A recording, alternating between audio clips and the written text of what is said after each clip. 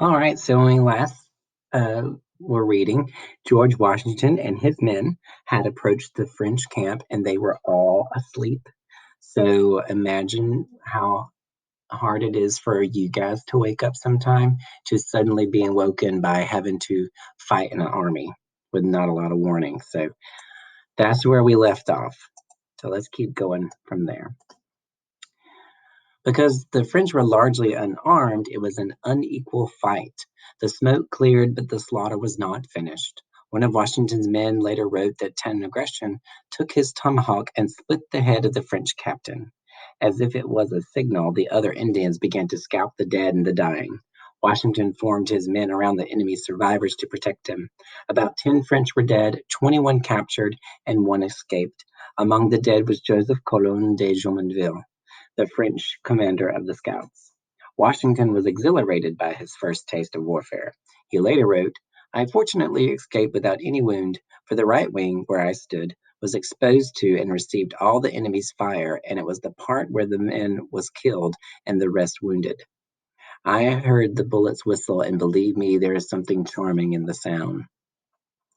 Now, this side note is about what scalping is, and if you want to read it, that's fine. But if you're like me and get a little queasy and you're not into the violence, then you definitely don't want to read all of that because it kind of gives detail about what scalping is. But it is not necessary to hear that part to know about the causes and effects.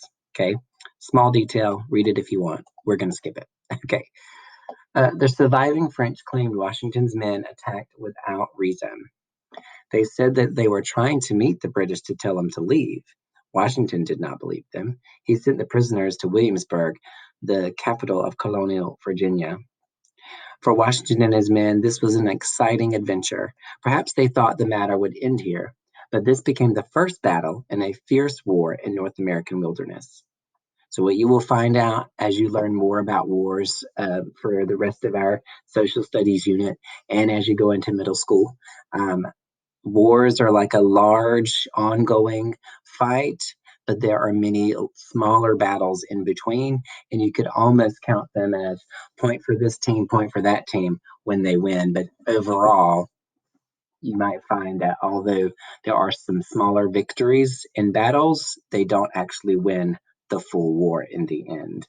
Okay, but let's keep going. Fearing the remaining French forces would attack, Washington ordered his men to build a small log fort in the Great Meadows. In less than a week, a palisade of upright logs had been built and named Fort Necessity. It was large enough to house 50 men. Early in June, more Virginians arrived to help Washington defend the fort. They were later joined by about 100 regular British troops from South Carolina. The British now had nearly 400 men stationed at the small fort. And this is a note about um, the King George's reply. So, again, something that you can read on your own, but not really necessary for the big thing that we want to know, which again are causes and effects of the French and Indian War. Okay, so the French retaliate. On July 3rd, 1754, as many as 600 French and 100 Indians surrounded Fort Necessity. Their leader was Louis Coulon de Villiers. He was the brother of the slain Joseph Coulon de Jumonville and was eager to avenge the death. De Villiers and his men stopped at the site of the battle. Washington had not buried the dead French, so de Villiers did. Rain began to fall before the French attacked the militiamen. The Seneca could see how greatly the French and their Indian allies outnumbered the British. Some historians believe that the French allies were friends of the Seneca Indians. In any case, the Seneca retreated and were not seen during the battle. The attack began with the French firing from the high ground around the meadow. Both sides fired steadily all day long. Washington's troops became stuck in the mud. It plugged their weapons and made it difficult to move. The British forces also experienced a high number of casualties. At about 8 o'clock in the evening, de Villiers ordered his troops to stop firing. He wanted to discuss the surrender of the colonists. Now, this side note before we continue is about murder or accident. Again, not extremely relevant to the big picture of the causes and the effects of the war, but it may be interesting to read to kind of get the personality of Washington and how he was during this battle. Fortunately for the colonists, the French let them withdraw honorably, and according to military tradition, Washington and his men were allowed to keep their weapons and equipment. Washington's first experiences of battle were bittersweet. His dreams of glory were tempered by the reality of killing and slaughter.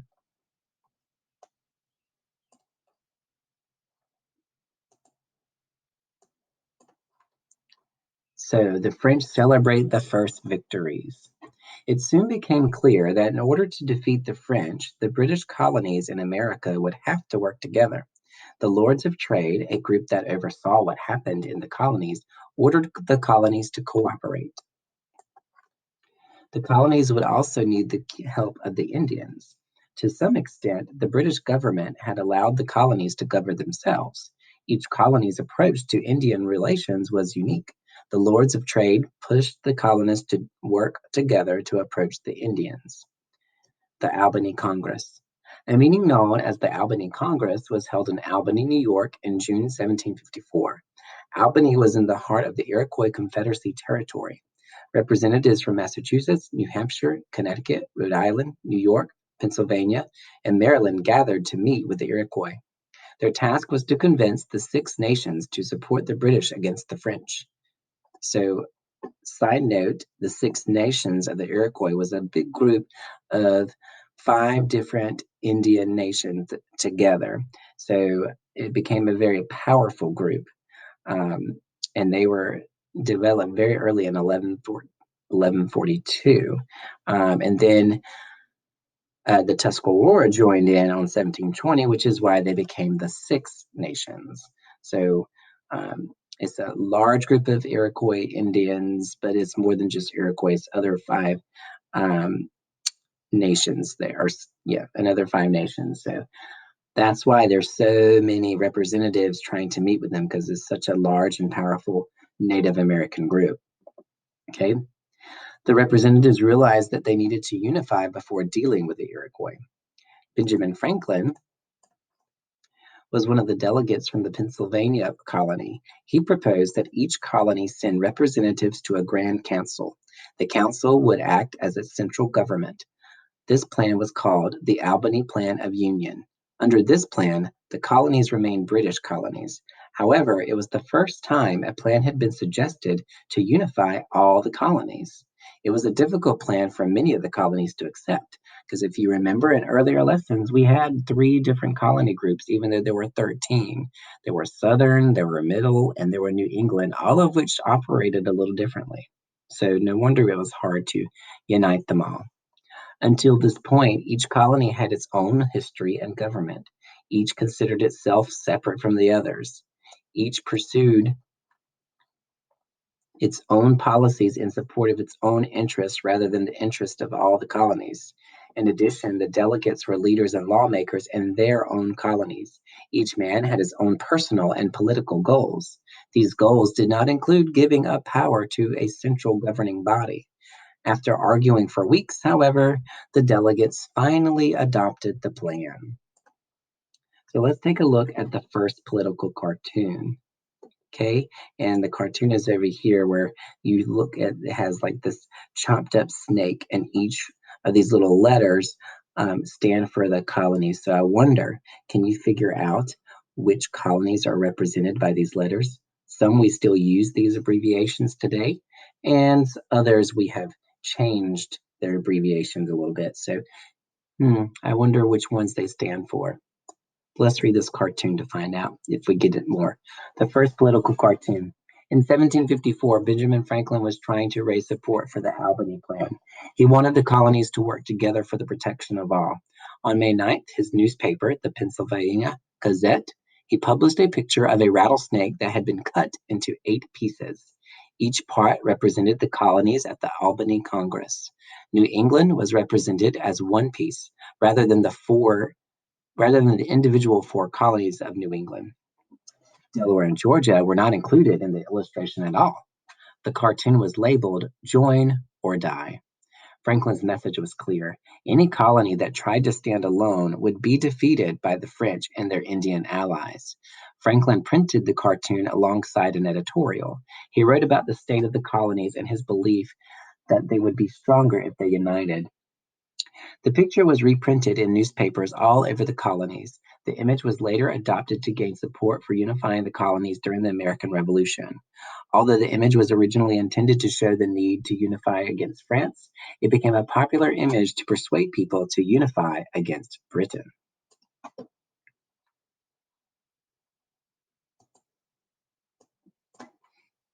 But several factors doomed the plan to failure.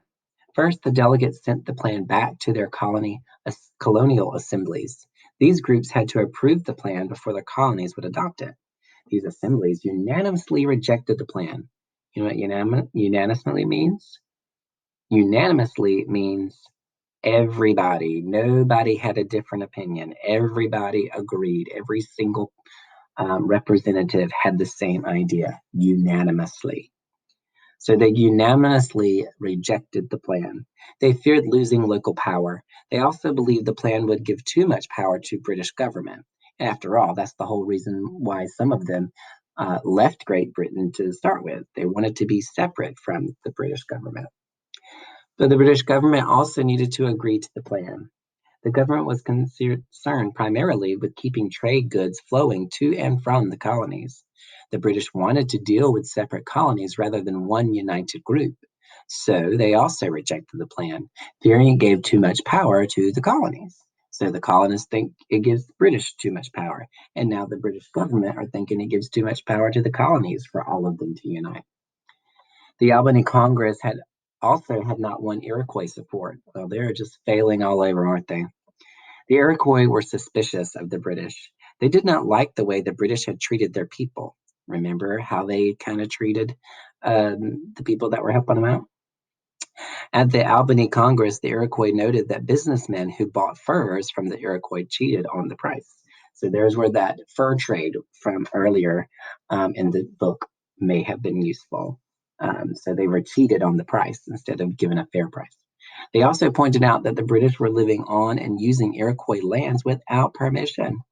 One well known Indian leader, whom the British called Hendrick, warned that the British neglected us for these 3 years past. You have thus thrown us behind your back, whereas the French are a subtle and vigilant people, always using their utmost endeavors to seduce us and bring us over to them. The governor of Virginia and the governor of Canada are quarreling about lands which belong to us, and their quarrel may end in our destruction. So the governor of Virginia, remember him? DeWiddle? Excuse me, DeWindy. Um, so interesting there. The Iroquois also were reluctant to fight against certain tribes who might fight for the French. In the end, the Iroquois refused to join the British against the French. The Albany Congress failed to achieve its goals. It had not united the colonies or won Iroquois support. And you can read a little bit more about Iroquois influence on this side note there. New action. While the Albany Congress was in progress, the British king was trying to solve the French problem in a different way. The British government decided not to wait for the colonies to solve the issue. Instead, it sent Major General Edward Braddock to the colonies. He arrived in Virginia in February 1755. Braddock had been given power to wage war against the French and their Indian allies. By July 1755, Braddock had gathered a large force. It consisted of about 1,400 British redcoats and 700 militiamen. So remember, militiamen were like volunteer soldiers here. That's a lot of volunteers and a lot of British redcoats. Another large group later joined him with more than 2,200 fighters. Braddock created an elaborate plan. He was going to lead an attack on Fort Duquesne and push the French from the forks of the Ohio River. At the same time, attacks were to be led against other French positions. Braddock wanted to attack important French sites, including Crown Point on Lake Champlain, Nova Scotia, and Fort Beausejour in Canada, and Fort Niagara on the border of Canada and New York. Braddock's plan would be an important step in the fight against the French, but he knew that he had a long way to complete it, saying, I have 110 miles to march through an uninhabitable wilderness, over steep and rocky mountains, and almost impassable morass, which is swamp. Okay, and you can look at the picture here where it says the British met with Indian tribes but were not able to gain support. So that first meeting with the Albany Congress did not really go that great. Okay, we're going to skip on over now to page 62. And this was where the war continues. The years 1754 and 1755 had seen much bloody action in North America. The next year, Britain and France sent new leaders to North America. The French Lieutenant General Louis Joseph de Montcalm arrived in spring 1756. A career army officer, Montcalm was regarded in France. He became commander of the forces in New France. In July, a British officer, the Earl of Loudon, reached Albany, New York. He was to take over command of all forces in North America. Despite the war in North America, France and Britain were officially at peace. It was not until May 18, 1756, that the French and British governments declared war and the war spread throughout Europe. Many countries in Europe became involved. Prussia, which was allied with Britain, soon attacked a neighboring country, Saxony. France, Sweden, Russia, and Austria-Hungary responded and declared war on Prussia. Prussia's ally Britain also joined the war in Europe. The war in Europe was called the 7 Years' War. It became the First World War. Battles were fought in Europe, Africa, North America, and India. Now, this side note is on Rogers Rangers, and so this is a group. You can read this side note if you would like on your time. France and Britain were officially pitted against each other. They would now focus on the Ohio country and North America. Fort Oswego. When Braddock's army defeated outside Fort Duquesne in 1755, British commander William Shirley abandoned a planned attack on Fort Niagara. He left a small group of men at Fort Oswego on Lake Ontario in New York. He took the rest back to Massachusetts. Over the winter of 1755, the men at Fort Oswego had a difficult time. They ran out of food. They came down with diseases. In the spring, the French prevented supplies of food and other necessities from reaching the fort. So they're in dire situation, and the French, of course, they are not helping them. In August 1756, the French general Marquis de Montcalm led French, Canadian, and Indian men in an attack on the fort. 3 French soldiers died and a few were wounded. The fort's British commander was killed and the men surrendered. Oswego fell and the British lost control of Lake Ontario. And here's a side note about some of the place names if you want to read on that. The British also lost 150 men. They gave up 1,700 prisoners, as well as a cannon, ammunition, armed boats, and other weapons. Pleased with the outcome, Montcalm took these items to resupply the French army. The Indians, however, were not content to have simply resupplied the French army. They did not fight for a king or a nation as the European soldiers did. They did not receive pay for their efforts as did the French or the British. Instead, they usually received food and gifts for their help. Along with these items, they also took money or other personal belongings such as watches or jewelry from prisoners. This was common practice in Indian warfare. However, after the Battle of Oswego, the French refused to allow Indians to take items for the British prisoners. The Indians felt betrayed by the French. Fort William Henry. After taking Oswego, Montcalm turned his attention to Fort William Henry on Lake George in New York. He was confident that the French would win the war. By late July 1757, about 2,000 Indians had arrived to join the French. However, the 33 Indian nations represented a wide variety of cultures and languages. This made it difficult for the French to control them. Montcalm quietly assembled French soldiers on Lake George beginning in mid-March. The British did not learn about the French movements until June. The battle for Fort William Henry began on August 3, 1757, the French gathered their force of 2,000 Indians and 6,000 regular troops near the fort. They blocked the road to Fort Edward. Before attacking, Montcalm sent a messenger with a demand that the British commander, Lieutenant Colonel George Monro, surrender the fort. Monro refused. The French fired their cannons all day on August 6th and August 7th. The British initially resisted, but the French fire was so devastating that the British lost their morale. On August 9th, Monro surrendered the fort. Montcalm promised that his people would care for the wounded British. Many of the survivors at the fort were ill with smallpox. Montcalm promised Monro a French escort to take the survivors to Fort Edward. He also promised the British that they could keep their personal belongings. These terms were not only alien to the cultures of Montcalm's Indian allies, but had been negotiated entirely without consulting them, with notable disregard for what they regarded as their legitimate expectations. The Indians, mainly Ottawa, Potawatomi, Abenaki, and Huron, were not happy with these terms. They felt that Montcalm had betrayed them. Angered, the Indians entered the fort and took clothing and other belongings from the wounded British. They killed and scalped many of them. Now, this is talking about prisoners at Oswego. And this is the Mohawk and Abenaki warriors who fought Oswego expected to take items from the prisoners after the battle. This was typical practice for the Indians. They received only food and guns as compensation from the French for helping them fight. However, European soldiers did not ordinarily take personal items such as clothing or jewelry from prisoners and tried to stop the Indians from doing so. The Indians felt betrayed and cheated. They ignored the French soldiers and took items from the prisoners. Some Indians killed the wounded in the fort's hospital. Though French soldiers tried to protect the wounded British, the Indians were determined to get their compensation. Marquis de Montcalm was disturbed by the Indians' behavior. He believed that the winning army should take care of the wounded and allow prisoners to keep their belongings. He believed that to do otherwise was a dishonor. He did not understand why the Indians would insist upon taking personal items from the British. After this incident at Fort Oswego, Montcalm became wary of working with Indians. So there's a big important difference right there.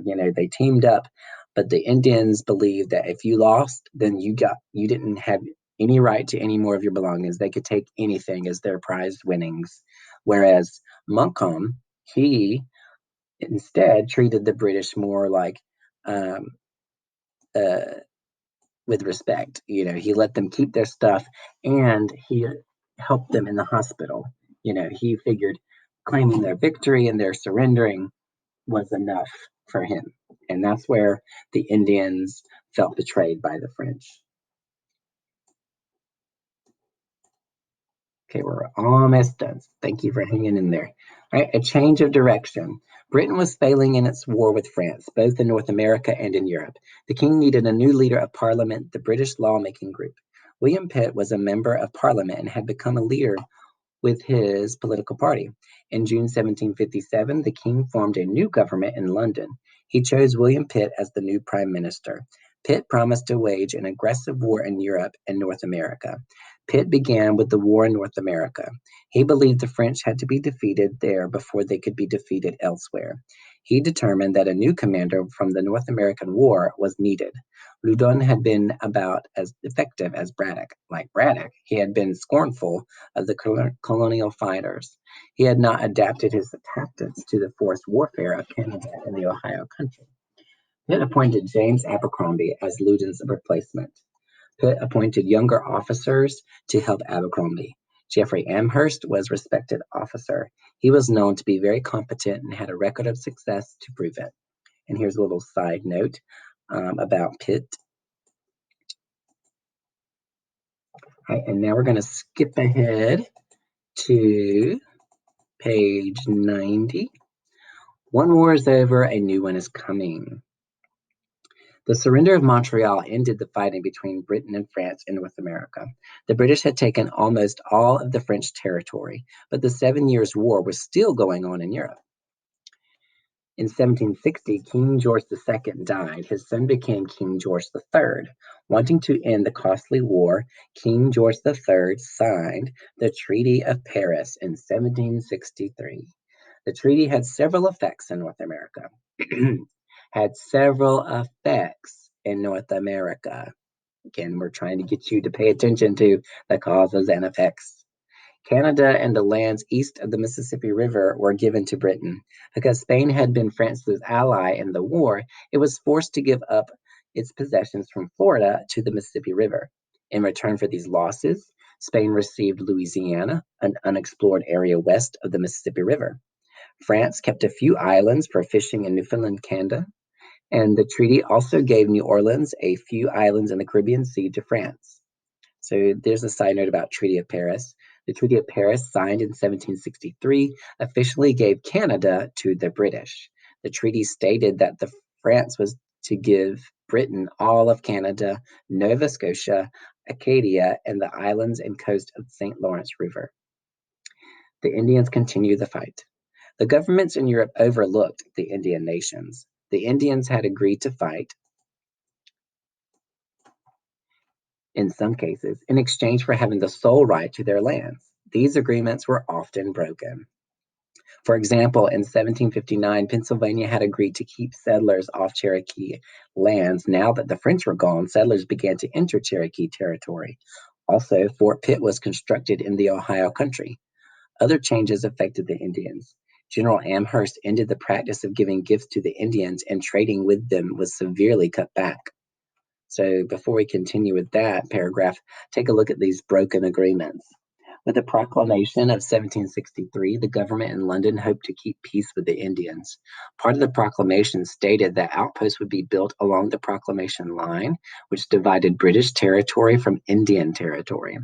Redcoats would man the post to keep settlers from crossing into Indian territory. However, the line extended from Canada all the way to Florida. Building the outposts would be expensive. The British government argued that because the posts were to protect colonists, the colonists should pay for them. And of course, the colonists disagreed. They reasoned that they were being asked to pay for something that would harm their interest. The posts blocked them from better land and hindered the fur trade. They had no interest in respecting the Indian territory. Other agreements were made over the years, but nearly always the white settlers or the government broke the agreements and moved into Indian territory. The Indians were removed from their homelands. The most tragic removals took place under U.S. President Andrew Jackson. He ordered the army to force the Cherokee leaving Georgia and to be moved to what today is Oklahoma. It was called the Trail of Tears. Thousands died on the way. Eventually, nearly all the Indians living east of the Mississippi River were moved to reservations in the West. So the Native Americans were not treated well at all. Okay. The amount of guns and ammunition that could be sold to the Indians were also reduced. These policies made it difficult for Indians to provide for their families. Ottawa Chief Pontiac wanted to drive the British out of Ohio country. He began to talk with his Shawnee, Musnee, Wyandot, Seneca, and Delaware neighbors in the Ohio country. He told them that if they began to fight against the British, the French would come back to help them. He also passed along teachings he had taken to heart. A Delaware prophet named Neolin had been telling his Indian neighbors to resist the British. His message of renewed Indian pride and power had a strong effect on Pontiac. On May 9th, 1763, a group of Indians allied with Pontiac made a surprise attack on Fort Detroit. Okay, and before we turn, here's a message about more about Pontiac. Okay. Additional Indians made their own attacks. Soon, 8 forts had been attacked and their defenders killed. Some were under siege by Indians. Nearby settlers left their homes to escape the attacks. Meanwhile, the Indians waited for the French to help them, but the French did not come. The British sent several armies into the Ohio country to suppress the uprising and recover the captives. The French no longer supplied the Indians with food or ammunition, and they soon ran out of supplies. As it became clear that they could not win, the Indians stopped fighting and were forced to give up. They returned most of the captives they had taken. In April 1769, a Peoria Indian named Black Dog killed Pontiac. It appeared that the war in North America was finally over. All right, and then towards the end of the book, we have a timeline. Now, we've already been reading about these times, so I'm not going to read them all to you, but you may find the timeline to be useful when you're trying to think about causes and effects. So when you get the assignment next to um, map out causes and effects of the war, this timeline pages might be a faster way to get the evidence that you need.